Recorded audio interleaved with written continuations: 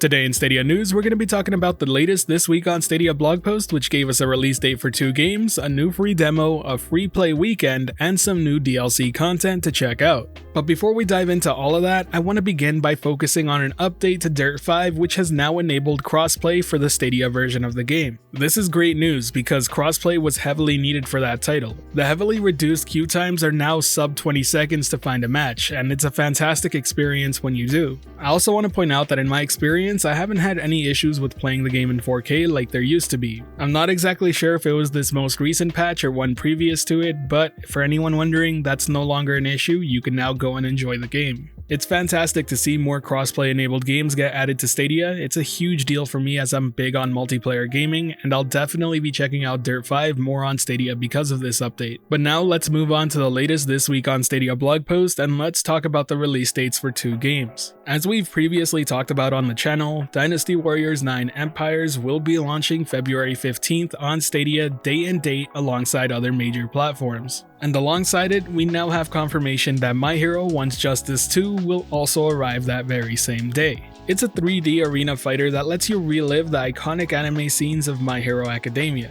Sorry for not showing the game's trailer, by the way. I normally do put that in the background, but last time I did, my channel got copyright striked, so I'm just trying to be cautious here. But that to the side, it's a fantastic February 15th for Stadia users. I'm actually really excited to try out both of these games. I'm a huge fan of anime fighters, and I've yet to check out the My Hero series, so this will be the fresh one for me. And when it comes to Dynasty Warriors 9, I used to be a massive fan of the franchise back in the PS2 days. That said, I haven't checked one out in quite some time, so I'll definitely be giving Dynasty Warriors 9 Empires a go on Stadia. Do let me know down in the comment section below which of these games excites you most, or if neither of them do it for you. But now let's move on to the next headline, and that's about a time-limited demo for Rainbow Six Extraction. Interestingly enough, this does seem to be an expansion to the time trial that they actually offered before, but there is no end date. It does state that it's time-limited though. If you've ever wanted to give it a shot, now's the perfect time to do so, and I'm also happy to report that the port itself on Stadia is absolutely fantastic and well worth checking out. It's one of the better ports period, and you know that's true because the game does allow you to choose between a frame rate mode and resolution mode. But it's far from the only thing you can look forward to playing on Stadia for free, because a free weekend is coming up for February 17th through the 20th for Jackbox Party Pack 7. It's a fantastic party game that I would recommend to anyone with a group to play with easily. Now the last major highlight I want to give from the Stadia blog this week is the new Far Cry 6 content that's just dropped. Joseph Collapse is the newest DLC addition, and it lets you explore a twisted version of Hope County and battle your inner demons in an open-world FPS adventure.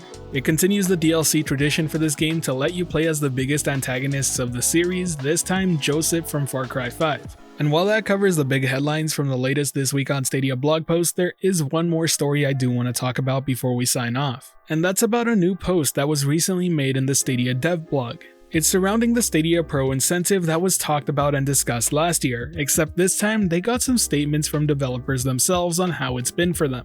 Akupara Games had the following to say: "We've launched 2 of our titles into the Stadia Pro program recently, Grime and The Dark Side Detective. Despite being polar opposites in terms of content and genre, both performed well, both in terms of finances and player reception. Stadia Pro seems to benefit a wide variety of titles regardless of style or replayability. Stadia Pro has consistently exceeded our expectations on both payout and player engagement. We have an active, passionate community of players for our titles." And then there's the following statement from Outright Games. "From the outset, Stadia Pro has felt like a natural fit for Outright Games, and kids video games in general. The accessibility of the platform coupled with Stadia's increased commitment to distributing quality, age-appropriate video games to family has allowed our titles to thrive in their ecosystem. We have seen a fantastic amount of engagement with our games on Stadia already, with revenue that went above our expectations. As we expand our portfolio, we will continue to bring more opportunities to play great kids games in the cloud."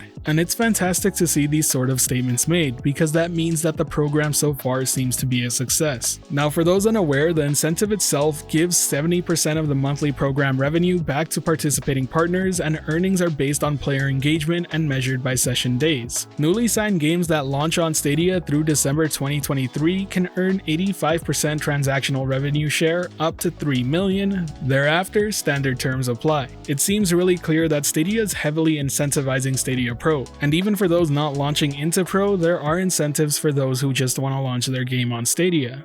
Overall, it's a good thing to see an update on. Like I said, none of this is new, but it's great to see that it's still ongoing and people are having positive experiences from it. Anyways, that wraps up the news. If you enjoyed this video or found it helpful at all, be sure to hit that like button as it really does help the channel out. And if you're wanting more content like this, be sure to subscribe and hit that notification bell as well. As always, thank you for watching the video. This has been The Virtual Cloud, giving you the latest and greatest on everything cloud gaming and VR related, and until next time, I'll catch you in the clouds.